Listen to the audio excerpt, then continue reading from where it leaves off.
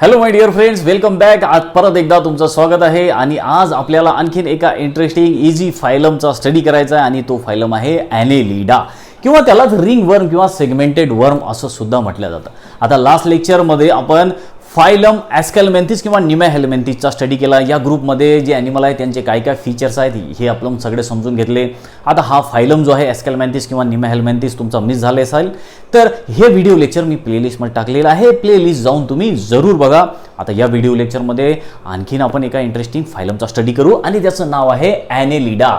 आता सगळ्यात आधी तर हा वर्ड समजून घेऊ कसा फॉर्म झालेला आहे. हा एक ग्रीक वर्ड आहे. ग्रीक भाषेतलेच हे जनरल नावं असतात किंवा मग लॅटिन भाषेतले हे नावं असतात. ठीक आहे, तर हा एक ग्रीक वर्ड आहे ज्याचं मिनिंग आहे ॲन्युलस म्हणजे रिंग आणि लिडॉस म्हणजे फॉर्म. हे असे या ग्रुपमध्ये जे ॲनिमल्स आहेत ते असे रिंग सारखे आहेत. त्यांची बॉडी जी आहे आपल्या बोटातली कशी रिंग असते तशा टाईपनी यांची बॉडी दिसते. म्हणूनच याला नाव पडलेलं आहे ॲनेलिडा किंवा याला रिंग वर्म म्हणतात. गोल गोल दिसते यांची बॉडी म्हणून रिंग वर्म म्हणतात किंवा सेगमेंटेड वर्म म्हणतात. यांच्या बॉडीमध्ये असे सेगमेंट आहे किंवा सेगमेंटेड ॲनिमल्स म्हणतात. म्हणजे तुम्हाला मी आता एक छोट्याशा डायग्राममधून समजून सांगतो की बघा, हा एक ॲनिमल आहे. या ग्रुपमधला हा एक ॲनिमल आहे. याच्या बॉडीवरती अशा रिंग सारखं स्ट्रक्चर प्रेझेंट असते. रिंग ह्या अशा रिंग दिसतात. ठीक आहे, आणि या रिंगलाच तर ॲन्युलस म्हणतात. आता तुम्ही गांडूळ बघितला असेल, अर्थवर्म बघितला असेल, त्याला जवळून बघा. त्या अर्थवर्ममध्ये त्याच्या बॉडीवरती असे तुम्हाला सेगमेंट प्रेझेंट दिसतील किंवा अशा रिंग सारख्या त्याच्या बॉडीवर बघा अशा रिंग सारखं स्ट्रक्चर प्रेझेंट दिसेल. म्हणूनच याला ॲनेलिडा असं नाव पडलेलं आहे. आणि या रिंगमुळे काय झालं की यांची बॉडी अशी डिवाइड झालेली दिसते आपल्याला सेगमेंटमध्ये आहे ना. सेगमेंट ह्या सेगमेंट असे सेगमेंट तयार झाले. या सेगमेंटलाच मेटामियर सुद्धा म्हटलं जातं. काय म्हटलं जातं यांना? मेटामियर. हे सुद्धा लक्षात ठेवा, मेटामियर. कारण बघा, हा एक मेटामियर हे असं बॉडी जी आहे सेगमेंटमध्ये डिवाइड झाली आहे रिंगमुळे. त्यामुळे या प्रत्येक सेगमेंटला आपण काय म्हणतो? मेटामियर असं म्हणतो. आणि या फिनॉमिनाला आपण मेटामेरिझम म्हणतो. काय म्हणतो? मेटामेरिझम. माहिती आहे ना तुम्हाला? मेटामेरिझम असं म्हटलं जातं. या प्रोसेसला काय म्हटलं जातं? मेटामेरिझम. आणि यांच्या बॉडीमध्ये जे सेगमेंट आहेत त्यांना मेटामियर असं म्हटलं जातं. आता हे सेगमेंट कसे फॉर्म झाले? या रिंगपासून. आता याच्यामध्ये बघा, हा जो फर्स्ट सेगमेंट असतो याला एक विशिष्ट नाव आहे. ते पण नाव लक्षात ठेवा. एक्स्ट्रा इन्फॉर्मेशन म्हणून नाव लक्षात ठेवा. पेरिस्टोमियम. काय म्हणतात त्याला? पेरिस्टोमियम. जो फर्स्ट सेगमेंट असतो, जो फर्स्ट मेटामियर असतो त्याला पेरिस्टोमियम असं म्हटलं जातं. आणि मग हा माउथकडे असतो. हा फर्स्ट जो सेगमेंट असतो ना, हा पेरिस्टोमियम हा माउथच्या पार्टकडे असतो. आणि लास्ट जो पार्ट असतो तो ॲनसचा पार्ट असतो. ठीक आहे, याला ॲनस मेटामियर म्हणतात किंवा ॲनस सेगमेंट असं म्हटलं जातं. आणि फर्स्ट सेगमेंटला काय म्हटलं जातं? पेरिस्टोमियम म्हटलं जातं. तर अशा तऱ्हेनं यांची बॉडी जी आहे ती अशा रिंग लाईक स्ट्रक्चरनी बनलेली आहे. गोल गोल यांची अशी बॉडी दिसते म्हणून आपण यांना रिंग वर्म म्हणतो किंवा सेगमेंट तयार झालेले म्हणून यांना सेगमेंटेड वर्म किंवा सेगमेंटेड ॲनिमल्स असं म्हणतो. ठीक आहे, इथपर्यंत आपल्याला यांच्या बॉडीबद्दल समजलेलं आहे. आता हे जे नाव आहे ॲनेलिडा, हे नाव तयार करणारा किंवा हा ग्रुप तयार करणारा फर्स्ट सायंटिस्ट जो होता तो होता लॅमार्क. लॅमार्कचं नाव आपल्याला माहिती आहे. हा एक फ्रेंच सायंटिस्ट. इव्हॉल्युशनच्या थिअरीमध्ये याचं नाव येते. यूज डिसयूज ही थिअरी यांनी मांडली. इव्हॉल्युशनमध्ये परत एकदा याचं नाव येईल किंवा तुम्ही याचं नाव ऐकलं सुद्धा असेल. लास्ट स्टँडर्डमध्ये 9th 10th याचं नाव आलेलं पण असेल लॅमार्कचं. ते तुम्हाला जिराफचं एक्झाम्पल माहिती आहे ना. ते जिराफ जे लांब मान त्याची होत जाते कारण तो उंच झाडांचा पानं खातो आणि म्हणून मग त्याची मान उंच होत जाते अशी ते सांगणारा तो लॅमार्क. तर तोच लॅमार्क यांनीच हा ग्रुप तयार केला ॲनेलिडा. आणि ॲनेलिडाला ॲनेलिडा नाव सुद्धा लॅमार्कनीच दिलेलं आहे. ठीक आहे, इथपर्यंत आपल्याला आता याचं बेसिक माहिती समजलेली आहे. आता या ग्रुपमध्ये 9000 एवढे ॲनिमल आहे. किती ॲनिमल आहे या ग्रुपमध्ये? 9000 एवढे ॲनिमल आहेत. आता थोडंसं बेसिक यांच्या बॉडीबद्दल आपण जाणून घेऊ की यांची बॉडी तर आपल्याला माहिती आहे की अशा सेगमेंटनी बनलेली आहे ज्याला आपण मेटामियर असं म्हणतो. आता हे जे ॲनिमल्स आहेत यांना हालचाल करायला काही मसल्स यांच्या बॉडीमध्ये प्रेझेंट आहे. यांची जी बॉडी वॉल आहे, ही जी बॉडी वॉल आहे, यांच्या बॉडी वॉलमध्ये काही मसल्स प्रेझेंट आहेत. आणि त्या मसल्स असतात circular muscles and longitudinal muscle. नेहमी लक्षात ठेवा, सर्क्युलर मसल आणि लॉन्जिट्युडनल मसल ह्या मुवमेंटसाठी किंवा लोकोमोशनसाठी काम करतात. एका ठिकाणाहून दुसऱ्या ठिकाणी या ॲनिमलला जर जायचं असलं तर त्या मसलचा हे आसरा घेतात किंवा त्या मसलच्या सहाऱ्यानं हे एका ठिकाणाहून दुसऱ्या ठिकाणी जातात. तर त्या मसल कोणत्या आहेत? तर त्या मसल्स आहेत लॉन्जिट्युडनल अँड सर्क्युलर मसल्स. तर लक्षात ठेवा यांच्यामध्ये कोणत्या मसल्स प्रेझेंट आहेत, लॉन्जिट्युडनल आणि सर्क्युलर मसल. तर ह्या मसल काय काम करतात, या मसल ज्या आहेत ह्या लोकोमोशनमध्ये कामात पडतात. कशासाठी कामात पडतात, लोकोमोशनसाठी. म्हणजेच काय की या ॲनिमलला एका ठिकाणाहून दुसऱ्या ठिकाणी जायसाठी, हालचाल करायसाठी ह्या लॉन्जिट्युडनल सर्क्युलर मसल्स कामात पडतात. आता याचं तुम्हाला एक्झाम्पल माहीत असेल, तुम्ही जर तो अर्थवर्म किंवा गांडूळ, शेतकऱ्याचा मित्र, त्या गांडुळाला जर बघितलं असेल तर त्याला काही पाय वगैरे नसतात ना, हात नसतात, काही नसते, पण तरी तो कसा त्याची बॉडी सरकत जातो, एका ठिकाणावर कसा दुसऱ्या ठिकाणी सरकतो. तुम्ही पाहिलं असेल त्याच्या बॉडीमध्ये खूप स्ट्रॉंग अशा मसल्स असतात आणि त्या मसल लॉन्जिट्युडनल आणि सर्क्युलर मसल असतात. त्या मसल्समुळेच तो एका ठिकाणाहून दुसऱ्या ठिकाणी जातो. किंवा काही ॲनिमल जे असतात त्यांच्या बॉडीमध्ये आणखीनही काही ऑर्गन्स डेव्हलप झालेले असतात, काही लोकोमोटरी स्ट्रक्चर्स त्यांच्या बॉडीमध्ये डेव्हलप झालेले असतात. जसं की नेरिस नावाचा जो एक ॲनिमल आहे, याच ग्रुपमधला कोणता ॲनिमल, नेरिस नावाचा. लक्षात ठेवा, तुम्हाला क्वेश्चन सुद्धा येऊ शकतात, कोणता ॲनिमल, नेरिस. या नेरिसमध्ये काही स्पेसिफिक असे लोकोमोटरी ऑर्गन्स आहेत. जसे आपल्यामध्ये कसं हात आहे, पाय आहे लोकोमोशनसाठी, म्हणजे एका ठिकाणाहून दुसऱ्या ठिकाणी जायसाठी, तसंच या नेरिसमध्ये आपल्या फूटसारखं, आपल्या पायासारखेच काही स्ट्रक्चर याच्या बॉडीमध्ये प्रेझेंट आहे आणि त्याला म्हटलं जातं पॅरापोडिया. नाव लक्षात ठेवा, क्वेश्चन येऊ सुद्धा शकतो, पॅरापोडिया म्हणतात त्याला. कोणते ऑर्गन प्रेझेंट आहे यांच्यामध्ये, पॅरापोडिया. आपले फूट सारखेच हे स्ट्रक्चर आहे, जसा आपला पाय कसा असतो तशाच या आपल्या फीट किंवा फूट सारखा हा स्ट्रक्चर आहे पॅरापोडिया. आणि पॅरापोडिया हा ऑर्गन काय करतो, या पॅरापोडियामुळे हा नेरिस जो आहे एका ठिकाणाहून दुसऱ्या ठिकाणी जाऊ शकतो. आपल्या डायग्राम आपल्या बुकमध्ये दिलेली आहे, डायग्राम म्हटल्यापेक्षा एक पिक्चर या नेरिसचा आपल्या दिलेला आहे, तर तुम्हाला दिसेल की असं स्ट्रक्चर त्याच्या बॉडीवरती प्रेझेंट आहे. ठीक आहे, असं स्ट्रक्चर प्रेझेंट आहे. बघा तुम्ही त्या पिक्चरमध्ये बघा, आपल्या बुकमध्ये जे पिक्चर दिलेलं आहे या नेरिसचं ते पिक्चर बघा, तर अशा तऱ्हेचं ते स्ट्रक्चर आहे. तर याला काय म्हटलेलं आहे, याला पॅरापोडिया म्हटलेलं आहे. आणि हे पॅरापोडिया कोणामध्ये प्रेझेंट असते, या नेरिसमध्ये प्रेझेंट असते. मग या पॅरापोडियाच्या मदतीनं हा नेरिस एका ठिकाणाहून दुसऱ्या ठिकाणी जाऊ शकतो. ठीक आहे, लोकोमोशन करू शकतो. त्यानंतर जो अर्थवर्म आहे, कोणता, अर्थवर्म जो आहे त्याच्यामध्ये सीटी नावाचे ऑर्गन्स आहेत. अर्थवर्ममध्ये सीटी नावाचे ऑर्गन्स प्रेझेंट आहेत. बघा, सीटी नाव लक्षात ठेवा, तुम्हाला क्वेश्चन येऊ शकतात की नेरिसमध्ये कोणते लोकोमोटरी ऑर्गन्स आहेत, तर पॅरापोडिया आहेत. त्याचबरोबर अर्थवर्ममध्ये काय आहेत, तर सीटी नावाचे लोकोमोटरी ऑर्गन्स आहेत. त्यानंतर आणखीन याच्यामध्ये आपल्याला थर्ड एक्झाम्पल दिलेलं आहे, लीच. असे 3च नावं दिलेलं आहे आपल्याला या ग्रुपमध्ये. तसे 9000 ॲनिमल आहे, पण आपल्याला दिलेले आहेत त्यांनी 3च नावं दिलेले आहेत. ठीक आहे, तर थर्ड कोणता दिलेला आहे, लीच. आपल्याला माहीत असेल लीच. तर या लीचमध्ये जे आहेत ते मुवमेंटसाठी कोणते ऑर्गन्स आहेत, तर लोकोमोशनसाठी किंवा मुवमेंटसाठी आहे सकर. तर हे लक्षात ठेवा, ह्या 3 इम्पॉर्टंट टर्म जे आहेत, ह्या गोष्टी तुम्हाला इथे लक्षात ठेवाव्या लागतील की या ग्रुपमधले जे ॲनिमल आहे आपल्यासारखे त्यांना हातपाय नाही आहेत एका ठिकाणाहून दुसऱ्या ठिकाणी जायला. ठीक आहे, पण यांच्यामध्ये काय की मसल खूप स्ट्रॉंग आहेत. त्या मसलमुळे हे एका ठिकाणाहून मसल खूप जास्त कॉन्ट्रॅक्ट होतात. कॉन्ट्रॅक्ट झालं की मग त्यामुळे काय होते की यांना एका ठिकाणाहून दुसऱ्या ठिकाणी जायला मदत भेटते. कोणत्या मसल आहे, लॉन्जिट्युडनल किंवा सर्क्युलर मसल, ह्या दोन्ही मसल यांच्यामध्ये प्रेझेंट आहेत. त्याचबरोबर काही लोकोमोटरी ऑर्गन्स सुद्धा प्रेझेंट आहे, काही लोकोमोटरी स्ट्रक्चर सुद्धा यांच्या बॉडीमध्ये प्रेझेंट आहे. कोणतं आहे, जसं की नेरिसमध्ये पॅरापोडिया आहे. त्याचबरोबर अर्थवर्ममध्ये सीटी नावाचं, अर्थवर्म आपला गांडूळमध्ये सीटी नावाचा ऑर्गन प्रेझेंट आहे. त्याचबरोबर लीच जो असतो ब्लड पितो, ब्लड सकिंग, पुढे आपण याच्याबद्दल बोलू. त्या लीचमध्ये सकर्स नावाचे ऑर्गन्स प्रेझेंट आहेत लोकोमोशनसाठी किंवा हालचाल करायसाठी. ठीक आहे, हे आपण याचं एक जनरल फीचर समजून घेतलं यांच्या बॉडीचं. त्यानंतर आता आपण आणखीनही काही फीचर्स आहेत, काही कॅरेक्टरिस्टिक्स या ग्रुपमधल्या ॲनिमलचे आहेत, ते असे आपण जे आहेत या स्टेप बाय स्टेप करून हे सगळे समजून घेऊ या पॉईंटच्या मदतीनं. तर सगळ्यात आधी काय आहे, तर आपण याचा हॅबिटॅट समजून घेऊ. हे राहतात कुठे, ते हॅबिटॅटबद्दल आपण डिस्कस करू. तर आतापर्यंत जो इंट्रोडक्टरी पार्ट मी तुम्हाला सांगितलेला आहे तो व्यवस्थित लक्षात ठेवा, खूप इम्पॉर्टंट आहे.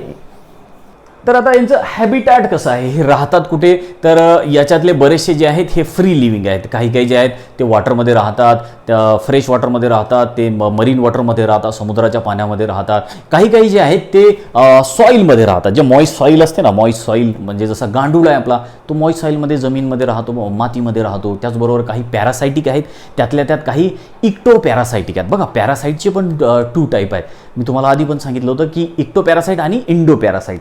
तर या ग्रुपमधल्या ॲनिमलचं हॅबिटॅट कसं आहे, हे बऱ्यापैकी फ्री लिव्हिंग आहेत. काय आहेत, फ्री लिव्हिंग. फ्री लिव्हिंग म्हणजे कुठे कुठे राहतात हे, तर हे जे आहे ते रिव्हरमध्ये राहतात, त्याचबरोबर हे सी वॉटर समुद्राच्या पाण्यामध्ये राहतात, त्याचबरोबर सॉईल मॉइस्ट सॉईलमध्ये राहतात आणि काही काही जे आहेत हे इक्टो पॅरासाइट आहेत. काय आहेत? Ecto parasite. आता पॅरासाइटच्या 2 कॅटेगरीज आहे, इक्टो पॅरासाइट आणि इंडो पॅरासाइट. लक्षात ठेवा दोन्ही टर्म.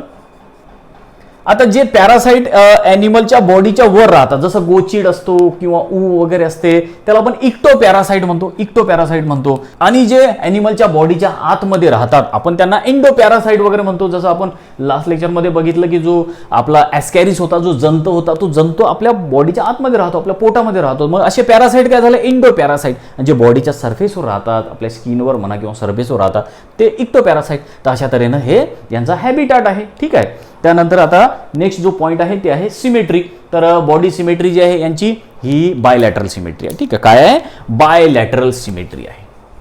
बायलॅटरलचा मिनिंग मी तुम्हाला आधी पण बऱ्याचदा समजून सांगितलं की यांची बॉडी 2 इक्वल पार्टमध्ये डिवाइड होते, त्याच्यामधून जर असा ॲक्सिस पास केला तर अशा तऱ्हेने याची सिमेट्री आहे बायलॅटरल. जर्म लेअर किती आहे? तर जर्म लेअर 3 आहेत. 3 जर्म लेअर असल्यामुळे हे ॲनिमल काय झाले? ट्रायप्लोब्लास्टिक. आता याच्यानंतर एक गोष्ट लक्षात ठेवा की इथून आपण जेवढे पुढे काही फायलम बघणार ते सगळेचे सगळ्या फायलम मधले ॲनिमल हे ट्रायप्लोब्लास्टिक आहेत, म्हणजे 3 जर्म लेअर पासून त्यांची बॉडी बनलेली आहे, हे लक्षात ठेवायचं. आता याच्यानंतर येणारे सगळे फायलम, जेवढ्या काही फायलमचा आपण स्टडी करू, त्या सगळ्या फायलम मधले जे ॲनिमल आहेत त्यांची बॉडी 3 जर्म लेअर पासून बनलेली आहे, म्हणजे ते सगळे कसे आहेत?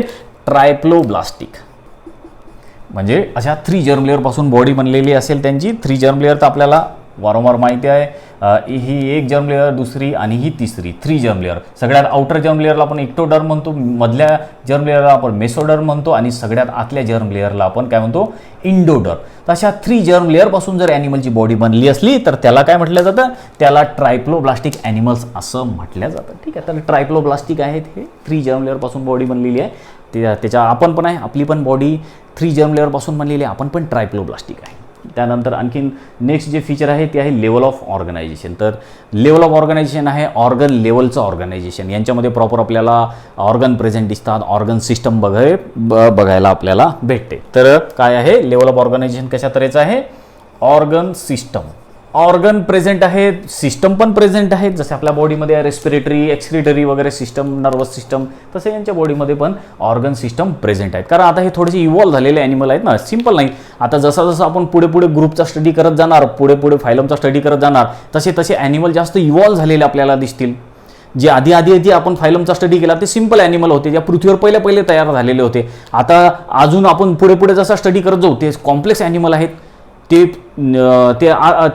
नंतर तयार झालेले ॲनिमल आहेत, त्यांच्यामुळे त्यांची बॉडी जास्त इव्हॉल्व झालेली आहे. ठीक आहे. तर आता यांच्यामध्ये आपल्याला बघायला भेटते की ऑर्गन सिस्टम लेवलचं ऑर्गनायझेशन आहे. तर बॉडी कॅव्हिटी कशी आहे किंवा सिलोम आहे का प्रेझेंट? तर आहे, बॉडीमध्ये सिलोम आहे, कॅव्हिटी प्रेझेंट आहे. तर ही आणखीन एक गोष्ट लक्षात ठेवायची की याच्यानंतर आपण जेवढे काही फायलमचा स्टडी करणार त्या सगळ्यांची बॉडी ही सिलोमेट आहेत, म्हणजे बॉडीमध्ये कॅव्हिटी प्रेझेंट आहे, सिलोमेट. They are coelomate. ठीक आहे. कसे आहेत? सिलोमेट्स आहेत. They are coelomate. बॉडीमध्ये कॅव्हिटी प्रेझेंट आहे म्हणून सिलोमेट. बॉडी कॅव्हिटी म्हणजे काय की हे आहे बॉडी वॉल, जशी आपली ही बॉडी वॉल आहे, बॉडी वॉल. आणि या बॉडी वॉलच्या आतमध्ये काय आहेत? जे ऑर्गन्स असतील किंवा जे डायजेस्टिव्ह सिस्टम असेल त्या डायजेस्टिव्ह सिस्टममध्ये आणि या ऑर्गन किंवा डायजेस्टिव्ह सिस्टम आणि हे बॉडी वॉल या दोघांमध्ये जर अशी गॅप असली, दोघांमध्ये कॅव्हिटी आहे, कॅव्हिटी किंवा गॅप, सिलोम म्हणतात त्याला. जर असा गॅप असला तर आपण काय म्हणणार? सिलोमेट. काय म्हणणार? सिलोमेट्स. आणि हा गॅप नसला तर ए सिलोमेट. लक्षात आलं ना? जर कॅव्हिटी असली तर सिलोमेट आणि कॅव्हिटी नसली, गॅप नसला हा या बॉडी वॉलमध्ये आणि ऑर्गनमध्ये, या एलिमेंटरी कॅनलमध्ये जर गॅप नसला तर आपण काय म्हणणार? ए सिलोमेट. गॅप आहे म्हणून सिलोमेट. पण आता हे ॲनिमल कसे आहे? या ॲनिमलच्या बॉडीमध्ये गॅप आहे किंवा सिलोम आहे, कॅव्हिटी प्रेझेंट आहे, म्हणून हे कसे आहेत? सिलोमेट्स आहे. आपण पण सिलोमेट आहे, लक्षात ठेवा. आपल्यावरून पण एक्झाम्पल लक्षात ठेवत चला. आपण पण सिलोमेट आहे. आपली जी बॉडी वॉल आणि आपलं हे जे एलिमेंटरी कॅनल आहे याच्यामध्ये काय आहे? कॅव्हिटी आहे, पोकळी आहे, रिकामी जागा आहे, म्हणूनच आपण काय झालो? आपण सुद्धा सिलोमेट आहे. या ग्रुपच्या ॲनिमल सारखे आपण सुद्धा सिलोमेट आहे. पुढे पुढे आपण स्टडी करू आणखी याच्याबद्दल. ठीक आहे. इथपर्यंत आपण समजलो आता. त्यानंतर बघा नेक्स्ट फीचर आहे डायजेस्टिव्ह ट्रॅक कशा प्रकारचा आहे. तर डायजेस्टिव्ह सिस्टम ही कंप्लीट आहे. डायजेस्टिव्ह सिस्टम कशी आहे? कंप्लीट आहे. डायजेस्टिव्ह सिस्टम ही कंप्लीट आहे. कंप्लीट म्हणजे कशा प्रकारे म्हणतो आपण की यांच्या बॉडीमध्ये काय आहे? माउथ आहे, 2 ओपनिंग आहे. हे माउथ खायला आणि हे बाहेर काढायला ॲनस. दोन ओपनिंग असल्या तर काय म्हणतो आपण याला, कंप्लीट डायजेस्टिव्ह सिस्टम. जर एकच ओपनिंग असलं म्हणजे माउथ पण हेच आणि ॲनस पण हेच, बाहेर काढायला आणि खायला सुद्धा एकच जर रस्ता असला तर आपण इनकम्प्लीट म्हणतो. पण इथे तसं नाही आहे, इथे कंप्लीट डायजेस्टिव्ह सिस्टम आहे. म्हणजेच काय आहे, इथे दोन ओपनिंग आहे बॉडीला, एक आहे माउथ आणि दुसरं आहे ॲनस, म्हणून यांची डायजेस्टिव्ह सिस्टम आहे कंप्लीट डायजेस्टिव्ह सिस्टम. ठीक आहे, हा एक पॉईंट आपण समजून घेतला. त्यानंतर आहे नेक्स्ट नर्वस सिस्टम कशा प्रकारची आहे. तर नर्वस सिस्टम जी आहे यांच्यामध्ये नर्व रिंग प्रेझेंट आहे. लक्षात ठेवा काय आहे, तर नर्व रिंग्स प्रेझेंट आहेत. नर्व रिंग्स प्रेझेंट आहेत आणि नर्व्स प्रेझेंट आहेत. काय आहेत, नर्व्स आहे आणि गँग्लियॉन सुद्धा आहे. त्या नर्व सोबतच काय आहेत, गँग्लियॉन.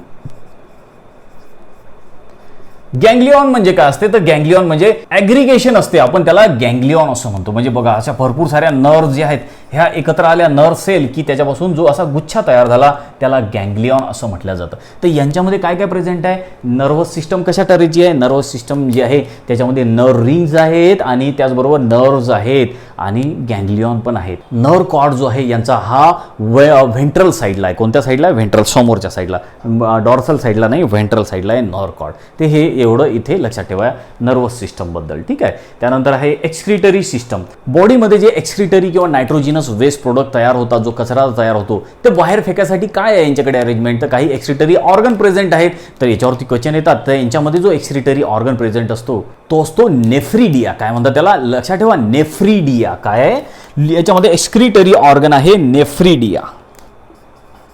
याच्यावरती क्वेश्चन येऊ शकतो, खूप इम्पॉर्टंट आहे नेफ्रिडिया. जसं आपल्यामध्ये excretory organ, main excretory organ आहे किडनी, तशा या ग्रुपमधले जे ॲनिमल आहेत त्यांच्यामध्ये जो बॉडीमध्ये जो कचरा जमा झालेला आहे, जे नायट्रोजिनस वेस्ट प्रोडक्ट जमा झालेले आहे, ते सगळे नायट्रोजिनस वेस्ट प्रोडक्ट बाहेर टाकायला यांच्याकडे कोणता ऑर्गन प्रेझेंट आहे, नेफ्रिडिया म्हणतात त्याला. लक्षात ठेवा नेफ्रिडिया. आणि जनरली यांच्या बॉडीमध्ये जो वेस्ट प्रोडक्ट तयार होतो तो अमोनिया असतो. कोणता असतो, अमोनिया असतो. ते एवढं सगळं लक्षात ठेवू नका, एवढंच लक्षात ठेवा फक्त. सगळ्यात इम्पॉर्टंट आहे गोष्ट म्हणजे की ॲनेलिडामध्ये एक्सक्रिटरी ऑर्गन हा नेफ्रिडिया आहे. बऱ्याचदा याच्यावरती क्वेश्चन येतात नीटमध्ये, सीईटीमध्ये, त्यामुळे खूप इम्पॉर्टंट टर्म आहे नेफ्रिडिया. आता हा नेफ्रिडिया काय करतो, एक्सक्रिशन तर करतोच, म्हणजे जे बॉडीमध्ये जे नायट्रोजन वेस्ट प्रोडक्ट जमा झाले त्याला बॉडीच्या बाहेर तर काढतो, सोबत हा एक्सक्रिशन आणि ऑस्मो रेग्युलेशनचं पण काम करतो. ऑस्मो रेग्युलेशन आणि एक्सक्रिशन असे दोन्ही कामं करतो हा नेफ्रिडिया.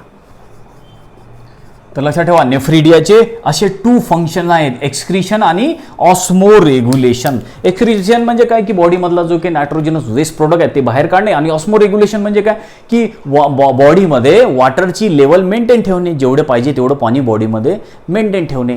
तर याला आपण ऑस्मो रेग्युलेशन असं म्हणतो. आणि हे काम आपल्या बॉडीमध्ये कोण करते, किडनी करते. आपल्या बॉडीमध्ये जास्त पाणी झालं असेल तर ते जास्तीचं पाणी बॉडीच्या बाहेर काढण्याचं काम कोण करते, किडनी. ते जास्तीचं पाणी म्हणजे कोणतं असते, आपलं युरिन आपण बॉडीच्या बाहेर काढतो. तर याला म्हणतात ऑस्मो रेग्युलेशन. तर आपल्या बॉडीमध्ये हे काम कोणी केलं, किडनीने केलं. पण यांच्यामध्ये किडनी नाही आहे, त्या किडनीच्या ऐवजी कोणता ऑर्गन आहे, नेफ्रिडिया नावाचा ऑर्गन आहे. तर ते लक्षात ठेवायचं आहे तुम्हाला. ठीक आहे, त्यानंतर रेस्पिरेटरी सिस्टम कशा प्रकारची आहे, तर असं पूर्ण लंग्स वगैरे असं काही नाही यांच्यामध्ये रेस्पिरेशनसाठी. तर हे काय करतात, पूर्ण जो बॉडीचा सरफेस आहे, पूर्ण स्किन किंवा बॉडी सरफेस याच्यामधूनच गॅसेसची एक्सचेंज करतात. आपण जसं आपल्याकडे नाक आहे, लंग्स वगैरे ते आहेत एक्सक्रिशनसाठी, यांच्याकडे तसं नाही आहे. फॉर एक्झाम्पल आता समजा हा एक ॲनिमल आहे. ठीक आहे, हा गांडूळ आहे किंवा आणखीन कोणता आहे, नेरिस वगैरे ॲनिमल आहे.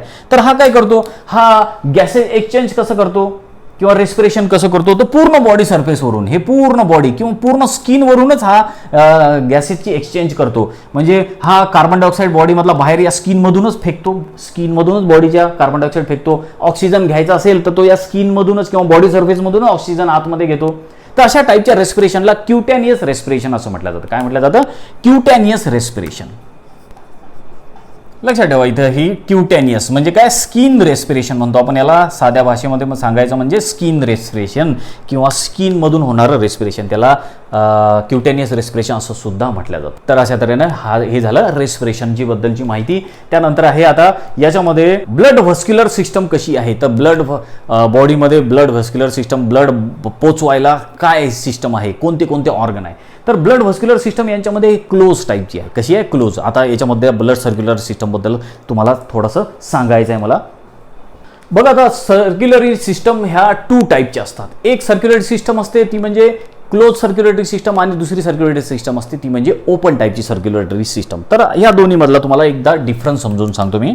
टू टाईपच्या कोणत्या आहे, एक आहे ओपन सर्क्युलेटरी सिस्टम आणि दुसरी सर्क्युलेटरी सिस्टम असते क्लोज सर्क्युलेटरी सिस्टम. या पृथ्वीवरती जेवढे काही ॲनिमल्स आहेत त्यांच्यामध्ये अशा टू टाईपच्या सर्क्युलेटरी सिस्टम प्रेझेंट असतात. ठीक आहे, तर आता ओपन सर्क्युलेटरी सिस्टम म्हणजे काय ते सगळ्यात आधी समजून घेऊ. ओपन सर्क्युलेटरी सिस्टममध्ये काय होते की सगळ्यात आधी तर एक गोष्ट आपल्याला इथे समजली पाहिजे की सर्क्युलेटरी सिस्टम काय काम करते. तर सर्क्युलेटरी सिस्टम आपल्याला माहिती आहे की ब्लड जे आहे ते सप्लाय करायचं काम करते. हार्टपासून ब्लड आपल्या प्रत्येक टिश्यू किंवा ऑर्गनपर्यंत न्यायचं काम कोण करते, सर्क्युलेटरी सिस्टम आहे. आपल्या बॉडीमध्ये सर्क्युलेटरी सिस्टम काय काम करते, तर हार्टपासून ब्लड पूर्ण आपल्या टिश्यू किंवा ऑर्गनपर्यंत ब्लड न्यायचं काम करत असते. हे सर्क्युलेटरी सिस्टमचं काम आहे. तर अशा सर्क्युलेटरी सिस्टम जे आहे ह्या टू टाईपचे असतात पूर्ण ॲनिमलमध्ये. एक आहे ओपन आणि दुसरी आहे क्लोज सर्क्युलेटरी सिस्टम. तर आता ओपन सर्क्युलेटरी सिस्टम म्हणजे काय ते समजून घेऊ. आता ओपन सर्क्युलेटरी सिस्टममध्ये काय होते की ब्लड जे आहे हे हार्टपासून आपल्या टिश्यू किंवा ऑर्गनपर्यंत तो पोचते. पण कसं पोचते, तर याच्यामध्ये ब्लड व्हेसलच्या माध्यमातून पोचत नाही. ब्लड व्हेसल्स नसतात, डायरेक्ट पोचते. म्हणजे हार्टमधून ब्लड पंप केलं की मग ते डायरेक्ट आपल्या बॉडीच्या कॅव्हिटीमध्ये येते किंवा टिश्यू किंवा ऑर्गनपर्यंत पोचते किंवा सेलपर्यंत ते ब्लड पोचते. पण कोणाच्यामुळे पोचते, आपोआप पोचते. ते ब्लड व्हेसल्समुळे पोचत नाही. तर अशा टाईपच्या सर्क्युलेटरी सिस्टमला ओपन सर्क्युलेटरी सिस्टम असं म्हटलं जातं. त्यानंतर दुसरी आहे क्लोज सर्क्युलेटरी सिस्टम. ही आपल्यामध्ये सुद्धा प्रेझेंट आहे किंवा जे हायर ॲनिमल्स आहेत त्यांच्यामध्ये पण क्लोज सर्क्युलेटरी सिस्टम प्रेझेंट आहे. तर याच्यामध्ये काय होते की हार्ट जे आहे ते ब्लड पंप करते आणि ते ब्लड जे आहे मग आपल्या पूर्ण टिश्यू सेल ऑर्गनपर्यंत पोचते. ब्लड कोणामुळे पोचते, ब्लड व्हेसल्समुळे पोचते. म्हणून अशा टाईपच्या सर्क्युलेटरी सिस्टमला क्लोज सर्क्युलेटरी सिस्टम म्हणतात. कारण ही क्लोज आहे, ब्लड व्हेसल्समधून ब्लड जाते म्हणून याला म्हटलं जातं क्लोज सर्क्युलेटरी सिस्टम. ही क्लोज सर्क्युलेटरी सिस्टम आपल्यामध्ये पण प्रेझेंट आहे. आता तुम्हाला ह्या दोघांमधला डिफरन्स लक्षात आला असेल की इथे ब्लड व्हेसल्समुळे ब्लड पोचत नाही. इथे ब्लड व्हेसल्स नाही आहेत ओपनमध्ये, पण क्लोजमध्ये ब्लड व्हेसल्स आहेत. म्हणजे आर्टरी, व्हेन्स ज्याला आपण म्हणतो ना त्या ब्लड व्हेसल्स. तर आर्टरी व्हेन्स जर प्रेझेंट असल्या तर आपण त्याला क्लोज सर्क्युलेटरी सिस्टम म्हणणार. आर्टरी व्हेन्स किंवा ब्लड व्हेसल्स नसल्या तर ओपन सर्क्युलेटरी सिस्टम आपण त्याला म्हणतो. ठीक आहे, तर हा ब्लड व्हेसल्समधला सर्क्युलेटरी सिस्टममधला डिफरन्स तुम्ही लक्षात ठेवा. तर यांच्यामध्ये कोणती सर्क्युलेटरी सिस्टम आहे, क्लोज सर्क्युलेटरी सिस्टम प्रेझेंट आहे. ही लक्षात ठेवा. इथे टर्म कोणती आहे, close circulatory system. Close circulatory system यांच्यामध्ये प्रेझेंट आहे. म्हणजेच काय की हार्टमधून ब्लड पंप केलं की ते ऑर्गन किंवा टिश्यूपर्यंत पोहोचते. कोणामुळे पोहोचते, तर ब्लड व्हेसल्समुळे म्हणजे व्हेन्स किंवा आर्टरीमुळे पोहोचते. ठीक आहे, इथपर्यंत लक्षात आलं. तर हा झाला आपला आणखीन एक पॉईंट. त्यानंतर आता आपण लास्ट पॉईंटकडे आहे ते म्हणजे रिप्रोडक्शन कशा तऱ्हेने होते. तर ते सेक्शुअल रिप्रोडक्शन करतात आणि याच्यामध्ये काही ॲनिमल जे असतात युनिसेक्शुअल असतात आणि काही बायसेक्शुअल ॲनिमल्स असतात. तर थोडंसं आणखीन पाहू याच्याबद्दल. तर बघा रिप्रोडक्शन जे आहे हे कशा प्रकारे झालं. रिप्रोडक्शन हे सेक्शुअल आहे. ठीक आहे, रिप्रोडक्शन हे सेक्शुअल आहे आणि सेक्सेस जे आहेत ते काहींमध्ये सेपरेट आहे, काहींमध्ये सेपरेट नाहीत. आता कोणामध्ये सेक्सेस सेपरेट आहेत आणि कोणामध्ये सेक्सेस सेपरेट नाहीत हे पण लक्षात ठेवायचं आहे तुम्हाला. तर जो नेरिस नावाचा जो ॲनिमल आपल्याला दिलेला आहे, कोणता, नेरिस नावाचा जो ॲनिमल आहे तो युनिसेक्शुअल आहे. लक्षात ठेवायचं, एक्झाम्पल लक्षात ठेवायचं. नेरिस हा जो ॲनिमल आहे हा युनिसेक्शुअल आहे. युनिसेक्शुअल म्हणजे काय की मेल आणि फिमेल वेगळे वेगळे आहेत. हे लक्षात आलं ना. युनिसेक्शुअल म्हणजे काय, एका ॲनिमलमध्ये एकच सेक्स, म्हणजे हा आहे मेल, हे आहे फिमेल. तर हे झाले युनिसेक्शुअल. ठीक आहे, सेक्सेस वेगळे. तर असं सिस्टम कोणामध्ये बघायला भेटते, नेरिसमध्ये. त्यानंतर आणखीन आपल्याला दिलेलं आहे ते म्हणजे लीच आहे आणि अर्थवर्म. आता हे जे दोघं जण आहेत लीच आणि अर्थवर्म हे बायसेक्शुअल आहेत. काय आहेत हे, बायसेक्शुअल किंवा हर्मॅफ्रोडाइट याला म्हटलं जातं. लक्षात ठेवा हे दोघं बरा एकदम, कारण आपल्याला एक्झाम्पल फक्त 3च दिलेले आहे त्यामुळे थोडंसं लक्षात ठेवा की नेरिस जो आहे हा युनिसेक्शुअल आहे, मेल आणि फिमेल याच्यामध्ये आहे. पण जो लीच आणि गांडूळ आहे अर्थवर्म आपला, तर त्याच्यामध्ये मेल आणि फिमेल असा प्रकार नाही. एकच ॲनिमल आहे, त्याच्यामध्येच मेल ऑर्गन आहेत आणि त्याच्यामध्येच फिमेल ऑर्गन आहेत. तर अशा टाईपच्या अरेंजमेंटला आपण काय म्हणतो, बायसेक्शुअल ॲनिमल किंवा यालाच म्हटलं जातं हर्मॅफ्रोडाइट. बऱ्याचदा बायसेक्शुअलच्या ऐवजी हर्मॅफ्रोडाइट हा वर्ड येईल, तर तो पण लक्षात ठेवा. हर्मॅफ्रोडाइट म्हणजे काय की एकच ॲनिमल की ज्याच्यामध्ये मेल ऑर्गन आणि फिमेल ऑर्गन दोन्ही प्रेझेंट आहे. फॉर एक्झाम्पल हा आहे एक अर्थवर्म. हा काय अर्थवर्म आहे आपला गांडूळ आहे. या गांडुळामध्येच मेल ऑर्गन सुद्धा प्रेझेंट आहेत आणि फिमेल ऑर्गन सुद्धा प्रेझेंट आहे. याच्यामध्येच मेल ऑर्गन फिमेल ऑर्गन दोन्ही ऑर्गन एकाच ॲनिमलमध्ये प्रेझेंट असल्यामुळे त्या ॲनिमलला म्हटलं जातं हर्मॅफ्रोडाइट किंवा यालाच आपण बायसेक्शुअल असं म्हणतो. तर हर्मॅफ्रोडाइट आणि बायसेक्शुअल आहे लीच अर्थवर्म आणि सेक्सेस ज्याच्यामध्ये सेपरेट आहेत किंवा जे युनिसेक्शुअल आहेत ते आहे नेरिस. असे 2 एक्झाम्पल लक्षात ठेवा. ठीक आहे. तर आपण इथे बघितलं की रिप्रोडक्शन हे सेक्शुअली रिप्रोडक्शन करतात. त्यानंतर आहे की फर्टिलायझेशन कसं होतं, तर फर्टिलायझेशन बऱ्याचदा हे पाण्यामध्ये सुद्धा करतात. काही याच्यामधले ॲनिमल पाण्यामध्ये राहतात, त्यामुळे यांचं काही फर्टिलायझेशन जे आहे हे वॉटरमध्ये होतं, म्हणजे एक्सटर्नल फर्टिलायझेशन होतं कोणाकोणामध्ये फर्टिलायझेशन हे इंटरनल होतं. लक्षात ठेवा, दोन्ही फर्टिलायझेशन दोन्ही टाईपनी करू शकतात, इंटरनली आणि एक्सटर्नली. तर हे इंटरनली आणि एक्सटर्नली अशा दोन्ही टाईपनी फर्टिलायझेशन करू शकतात. इंटरनल फर्टिलायझेशन म्हणजे काय, या ॲनिमलच्या म्हणजे या फिमेलच्या बॉडीमध्ये किंवा ॲनिमलच्या बॉडीमध्येच मेल आणि फिमेलची भेट होणे, दोघांची पण भेट होणे, आणि इथेच या ॲनिमलच्या आतमध्येच म्हणजे याच्या बॉडीमध्येच फर्टिलायझेशन होणे, याला आपण इंटरनल फर्टिलायझेशन म्हणतो. एक्सटर्नल फर्टिलायझेशन म्हणजे काय करतात की हा ॲनिमल काय करतो, पाण्यामध्येच हा मेल गमीट सोडतो, पाण्यामध्येच फिमेल गमीट सोडतो. तर या मेल आणि फिमेल गमीटची भेट ही पाण्यामध्येच होते आणि या दोघांचं पाण्यामध्ये फर्टिलायझेशन होतं, म्हणून अशा टाईपच्या फर्टिलायझेशनला आपण एक्सटर्नल फर्टिलायझेशन असं म्हणतो. तर दोन्ही टाईपने फर्टिलायझेशन होतं. आता पुढचा आहे पॉईंट आपला, डेव्हलपमेंट कशी आहे. तर डेव्हलपमेंट ही डायरेक्ट आहे. कशी आहे, डायरेक्ट आहे. जनरली बऱ्याचशा ॲनिमलमध्ये डेव्हलपमेंट ही डायरेक्ट आहे. कशी आहे, डेव्हलपमेंट ही डायरेक्ट आहे. म्हणजे डायरेक्ट डेव्हलपमेंट म्हणजे काय म्हटलं आपण की ज्याच्यामध्ये लार्वल स्टेज येणार नाही, ज्याच्यामध्ये लार्वा स्टेज येईल त्याला आपण इनडायरेक्ट डेव्हलपमेंट असं म्हणतो. आणि जर लार्वल ही स्टेज आलीच नाही तर मग ती डायरेक्ट डेव्हलपमेंट झाली. जसं आपल्यामध्ये आहे, आपल्यामध्ये लार्वल स्टेज येते का आयुष्यामध्ये, कधीतरी नाही. तर आपली डेव्हलपमेंट कशी आहे, डायरेक्ट डेव्हलपमेंट. तर आपल्यावरून सुद्धा लक्षात ठेवत चला.